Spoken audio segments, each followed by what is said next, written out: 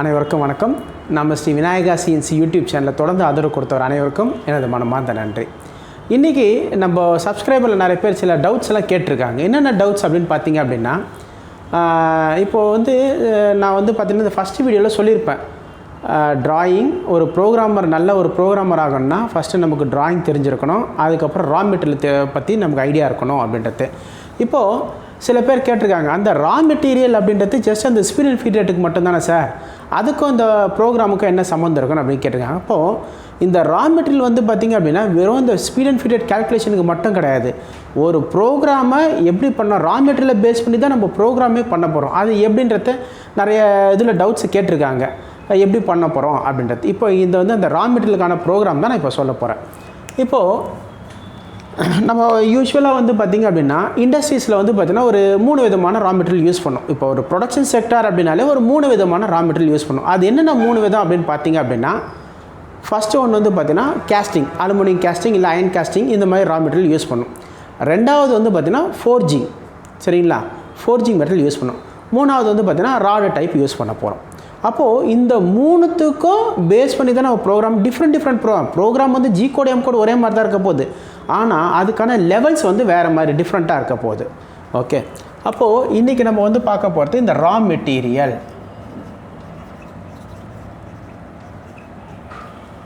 இப்போ இந்த ரா மெட்டீரியலை பேஸ் பண்ணி எப்படி நம்ம ப்ரோக்ராமிங் பண்ணுறோம் அப்படின்றது தான் நம்ம பார்க்க போகிறோம். அப்போது இப்போ நார்மலாக பார்த்திங்கன்னா நம்ம இந்த ஃபஸ்ட்டு லெவல் நான் சொல்லியிருப்பேன் ட்ராயிங் அப்படின்னு சொல்லியிருக்கேன். அப்போ இந்த ட்ராயிங்கில் பார்த்திங்க அப்படின்னா நிறைய சிம்பிள்ஸ் கொடுத்துருப்பாங்க. இதை பற்றினா நான் நிறைய வீடியோஸில் சொல்லியிருக்கேன் உங்களுக்கு ப்ரீவியஸாக. இப்போ உதாரணத்துக்கு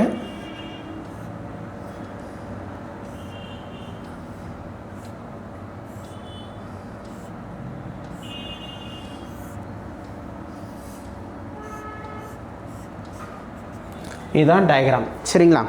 அப்போது ஜஸ்ட் இந்த டயக்ராம் ரொம்ப சிம்பிள் தான், சரிங்களா. இந்த டயக்ராம் பார்த்திங்கன்னா இது first point, second, third, fourth, fifth, sixth, seventh, இவ்வளோ தான்.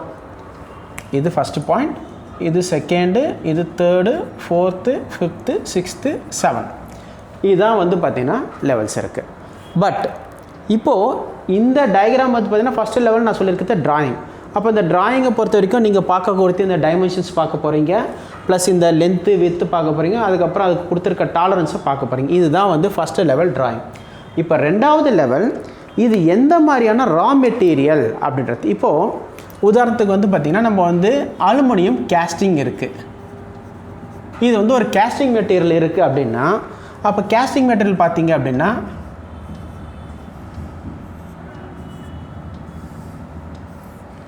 இப்படி தான், ஜஸ்ட் ஒரு கேஸ்டிங் மெட்டீரியல் இருக்குது. அப்போது இதுக்கு நம்ம எப்படி ப்ரோக்ராம் எழுதுவோம் அப்படின்னா, நார்மலாக இந்த G01 இதுக்கு தேவையான கமாண்ட்ஸு, G02, G03, இந்த 3 கமாண்டு தெரிஞ்சாலே போதும், நம்ம இந்த கேஸ்டிங்க்கான ப்ரோக்ராம் எழுதிடலாம். இப்போ இதை பொறுத்த வரைக்கும் பார்த்திங்கன்னா நம்ம ரஃபிங் ஃபினிஷிங் 2 பண்ண போகிறோம். ரஃபிங் ஒரு பாஸு, ஃபினிஷிங் ஒரு பாஸு, இது பண்ணாலே போதும், சரிங்களா. அப்போது இது பார்த்திங்க அலுமினியம் கேஸ்டிங்னா இது ஃபஸ்ட்டு பாயிண்ட் இப்படி வரப்போகுது, அடுத்து அவ்வளோதான். இந்த பாஸ் நமக்கு வந்துடுது. இது பார்த்திங்கன்னா ஃபஸ்ட்டு ஒரு ரஃபிங் டூல் போட்டு பண்ணுறோம், அதுக்கப்புறம் ஃபினிஷிங் டூல், 2 டூலில் முடிஞ்சிடுது. இதில் பார்த்திங்கன்னா ரஃபிங் டூல் கூட இது ஃபினிஷிங் டூல் கூட தேவையில்லை, ரஃபிங் அண்ட் ஃபினிஷிங் ஒரே இதில் முடிச்சிடலாம் நம்ம சப்போஸ் அலுமினியம் கேஸ்டிங் அப்படின்னா. இப்போது ஒருவேளை இதே ட்ராயிங் தான், சரிங்களா, அலுமினியம் கேஸ்டிங் அப்படின்னா வெறும் G01, G02, G03 இந்த 4 கமாண்டை வச்சு முடிச்சிடுறோம். அப்போது ரெண்டாவது first aluminium casting, second forging. Okay, drawing ஒன்று தான், இதுதான் ட்ராயிங்கு, ஆனால் ரா மெட்டீரியல் ஃபோர்ஜிங் இருக்குது. அப்போ இந்த ஃபோர்ஜிங் இருக்குது அப்படின்னா இதை நம்மளால் பார்த்திங்கன்னா இந்த அலுமினியம் கேஸ்டிங்கில் பண்ண மாதிரி சிங்கிள் பாஸில் கட் எடுக்க முடியாது. அப்போது இதுக்கு பார்த்திங்கன்னா வேறு டைப் ஆஃப் ப்ரோக்ராமிங் தான் பண்ண போகிறோம், சரிங்களா. இதுதான் this is known as raw material selection. எப்படின்னா ட்ராயிங் பார்த்திங்கன்னா ஒரே ட்ராயிங் தான், ஆனால் இந்த ரா மெட்டீரியலுக்கு ஏற்ற மாதிரி நம்ம ப்ரோக்ராமிங் பண்ண போகிறோம். ஃபஸ்ட்டு பார்த்திங்கன்னா அலுமினியம் கேஸ்டிங் இருக்குது அப்படின்னா ஜஸ்ட் இந்த G01, G02, G03ல் சிங்கிள் பாஸில் முடிச்சிடுறோம். இதே ஃபோர்ஜிங் ஐட்டம்ஸ் இருக்குது அப்படின்னா அப்போது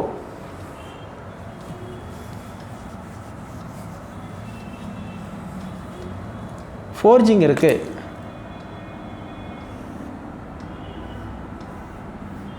நமக்கு தேவையானது this is the required material.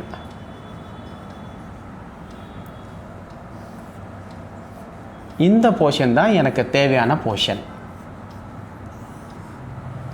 அப்போது நான் இங்கே இருக்க எக்ஸஸ் மெட்டீரியல் எடுக்கணும். அப்போ எக்ஸஸ் மெட்டீரியல் நான் வந்து சிங்கிள் பாஸில் கட் எடுத்தேன்னா டூல் உடச்சிக்கும். ஏன்னா இது வந்து 2வது லெவல் ஃபோர்ஜிங் மெட்டல். ஃபோர்ஜிங் அப்படின்றத நிறைய பேர் தெரியும். இப்போ அலுமினியம் கேஸ்டிங் அப்படின்னா ஜஸ்ட் என்ன பண்ணுவாங்க, மோல்டு அப்படியே உருக்கி அந்த அலுமினியம் உருக்கி என்ன பண்ணுவாங்கன்னா அந்த டையில் ஊற்றுவாங்க. இது வந்து கேஸ்டிங். ஃபோர்ஜிங்கிறது ஒரு மெட்டலில் ஹீட் பண்ணி கம்ப்ரெஸ் பண்ணுறது. இப்போ நீங்கள் எக்ஸாம்பிள் பார்த்தீங்கன்னா இந்த கிராங்க் ஷாஃப்ட் இந்த மாதிரி கண்டினியூஸாக சைக்கிளில் தட் இஸ் ரொட்டேஷனில் இருக்க ப்ராடக்ட் எல்லாமே வந்து பார்த்தீங்கன்னா ஃபோர்ஜிங் ஐட்டம்ஸ் தான் இருக்கும். ஃபோர்ஜிங் ஐட்டம்ஸ் நத்திங் பட் ஒரு காம்போனண்ட்டை ஹீட் பண்ணி அதை கம்ப்ரெஸ் பண்ணுறது. ஓகே, அந்த ஷேப்புக்கு கொண்டு வரது தான் ஃபோர்ஜிங். அப்போது ஃபோர்ஜிங் நம்ம ரொம்ப ஹார்டாக இருக்க போகுது. அப்போ அந்த ஹார்டன் மெட்டீரியல் வந்து நம்ம வந்து சிங்கிள் பாஸில் கட் எடுக்க முடியாது. அப்போ இதுக்கு என்ன பண்ணுவோன்னா ஃபஸ்ட்டு ஒரு பாஸ் இப்படி கட் எடுப்போம். செகண்ட் பாஸ் அந்த ஷேப்புக்கு மேலேயே பாஸ் பை பாஸாக ரன் ஆகிறது. அப்போ இதுக்கு யூஸ் பண்ணக்கூடிய கமாண்ட் வந்து நம்ம யூஸ் பண்ண போகிறது G73. ஓகே, நம்ம சிஎன்சி லேத் மிஷினில் பார்த்தீங்கன்னா இதுக்கு தனியாக ஒரு கமாண்ட் இருக்குது. இப்போ ஃபோர்ஜிங் மெட்டல் இருக்குது அப்படின்னா ஃபோர்ஜிங் மெட்டலுக்கு தனியாக ஒரு கமாண்ட் இருக்கும். அதுதான் G73. G70ன்றது பேட்டர்ன் ரிப்பீட்டிங். சரிங்களா? பேட்டர்ன் ரிப்பீட்டிங் எப்படின்னா இந்த ஷேப்பு மாதிரியே இருக்கும். இப்போ இந்த ஷேப் இருக்குன்னா இந்த ஷேப்லேருந்து ஒரு 1 mm நகர்ந்து இப்போ இந்த மாதிரி ரன் ஆகும். சரிங்களா? 2வது பாஸ் இப்படி ரன் ஆகும், 3வது பாஸ் ரன் ஆகும் அதே மாதிரி ஷேப்லேயே. This is known as pattern repeating G73 command. Okay, இப்போ புரிஞ்சிருக்குன்னு நினைக்கிறேன். ரா மெட்டீரியலுக்கு ஏற்ற மாதிரி எப்படி நம்ம ப்ரோக்ராம் எழுத போகிறோம் அப்படின்றது. இப்போது first level aluminium casting. Aluminium casting இல்லை அயன் கேஸ்டிங் அப்படின்னா சிங்கிள் பாஸ். ஃபோர்ஜிங் மெட்டல் அப்படின்னா நம்ம வந்து இதுக்கு G73 கமாண்ட் யூஸ் பண்ண போகிறோம். இதே 3வது லெவல் ராடு MS ராடு இருக்குது. ஓகே, அப்போது MS ராடு இருக்குது அப்படின்னா அதுக்கு வந்து இதே மாதிரி நம்ம G01 ப்ரோக்ராம் எழுத முடியாது. ஏன்னா G01 ப்ரோக்ராம் எழுதுனா டூல் உடச்சிக்கும். உதாரணத்துக்கு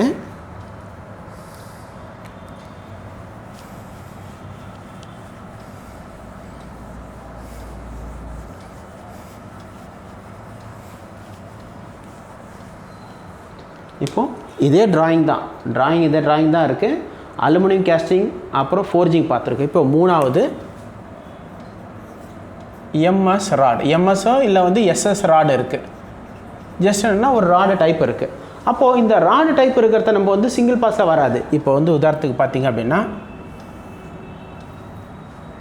நமக்கு தேவையானது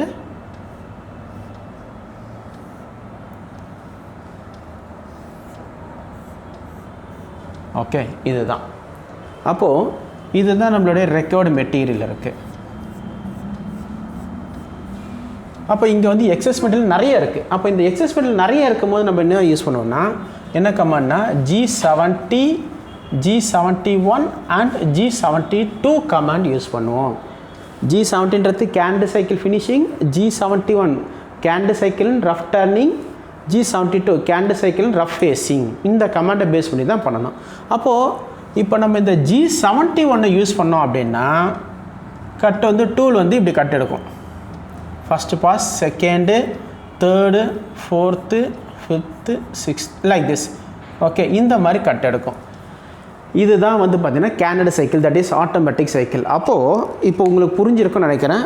டிராயிங் ஒன்று தான், ஒரே டிராயிங் தான். இப்போ ஃபஸ்ட்டு லெவல் டிராயிங்கில் நம்ம என்ன சொல்லியிருக்கேன், எப்படி வந்து பார்த்தீங்கன்னா இதுக்கு வந்து டைமென்ஷன்ஸ் அண்ட் தென் டாலரன்ஸ் இதை பற்றி தான் பார்க்கணும். 2வது ரா மெட்டீரியல். அந்த ரா மெட்டீரியலில் தான் இந்த விஷயங்கள் இருக்குது. அலுமினியம் கேஸ்டிங்னா single pass. Okay, forging metal அப்படின்னா பேட்டர்ன் ரிப்பீட்டிங் G73 கமாண்டை யூஸ் பண்ணி பேட்டர்ன் ரிப்பீட்டிங் பண்ணுறோம். இது மாதிரி ராடு டைப் இருக்குது அப்படின்னா ஸ்டெப் பை ஸ்டெப்பாக கட் எடுக்கணும். ஓகே, அப்போது ஒரு ரா மெட்டீரியலுக்கு ஏற்ற மாதிரி தான் நம்ம ப்ரோக்ராமும் பண்ண போகிறோம். ஜஸ்ட்டு வந்து பார்த்திங்கன்னா டிராயிங்க்கு ஏற்ற மட்டும் இல்லை. டிராயிங் வந்து பார்த்திங்கன்னா ஒரே டைமென்ஷன்ஸ். ரா மெட்டீரியலுக்கு ஏற்ற மாதிரி அந்த ரா மெட்டீரியல் எந்த மாதிரி இருக்குது, என்ன மாதிரி மெட்டீரியல் மட்டும் கிடையாது, டைமென்ஷன்ஸ் எப்படி இருக்குதுன்னு பார்த்து அதுக்கேற்ற மாதிரி தான் நம்ம ப்ரோக்ராம் எழுதுவோம். அப்போது தட் இஸ் நீங்கள் பண்ண போகிறது எல்லாமே ஓடி டர்னிங் தான். நம்ம பண்ணுற ஆப்ரேஷன் எல்லாமே வந்து ஓடி டர்னிங் தான். பட் அந்த ஓடி டர்னிங்கில் இந்த விஷயங்கள் இருக்குது. ஸோ தட் இதுக்கப்புறம் நீங்கள் எதனா ஒரு கம்பெனிக்கு போகிறீங்க, ஒரு இன்டர்வியூவில் வந்து உங்களுக்கு டிராயிங் கொடுத்து ப்ரோக்ராம் எழுத சொன்னாங்கன்னா ரா மெட்டீரியலை பார்த்துட்டு அது எந்த மாதிரியான ரா மெட்டீரியல், அலுமினியம் கேஸ்டிங்கா இல்லை வந்து ஃபோர்ஜிங்கா, அப்படி இல்லைனா ராடு டைப்பான்னு கேட்டுட்டு இதுக்கப்புறம் ப்ரோக்ராம் எழுதுங்க. ஏன்னா ஒரு சப்ஸ்கிரைபர் வந்து பார்த்தீங்கன்னா இதுதான் சொல்லியிருக்காரு, சார் நான் ப்ரோக்ராம் எழுதுனேன் சார், ஆனால் என்னை ரிஜெக்ட் பண்ணிட்டாங்க அப்படின்னாங்க. ப்ரோக்ராமில் நான் கரெக்டாக தான் சார் எழுதியிருக்கேன், ஆனால் ரிஜெக்ட் பண்ணிட்டாங்க. அதுக்கு காரணம் என்னென்னா அவர் என்ன ரா மெட்டீரியல்னே கேட்கல, டிராயிங்கை பார்த்தோன்னா ப்ரோக்ராம் எழுதியிருக்காரு. அப்படி எழுதக்கூடாது. அதுக்கான டிராயிங்கை பார்த்தீங்கன்னா அடுத்து வந்து ரா மெட்டீரியலை பார்த்துட்டு அந்த ரா மெட்டீரியலுக்கு ஏற்ற மாதிரி தான் ப்ரோக்ராம் எழுதணும். சரிங்களா? இந்த வீடியோ உங்களுக்கு பிடிச்சிருக்கும்னு நினைக்கிறேன். இந்த மாதிரி வந்து சப்போஸ் உங்களுக்கு வேறு எதனா டவுட் இருந்தாலும் எனக்கு கமெண்ட்ஸ் பண்ணிங்கன்னா நான் அதுக்கான வீடியோஸ் நான் ப்ரிப்பேர் பண்ணி அனுப்புகிறேன். சரிங்களா? ஓகே, நன்றி.